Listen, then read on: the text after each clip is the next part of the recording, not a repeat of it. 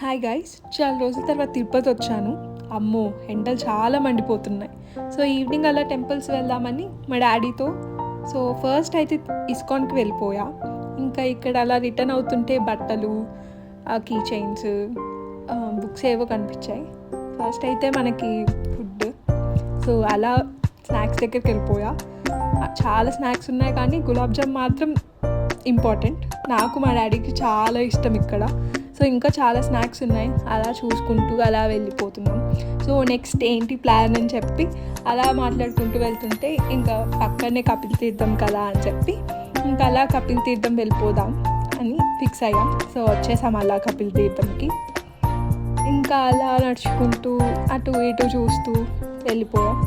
ఇంకా అలా కోనేరులో లెగ్స్ వాష్ చేసేసుకొని ఇంకా అలా దర్శనం అయిపోయాక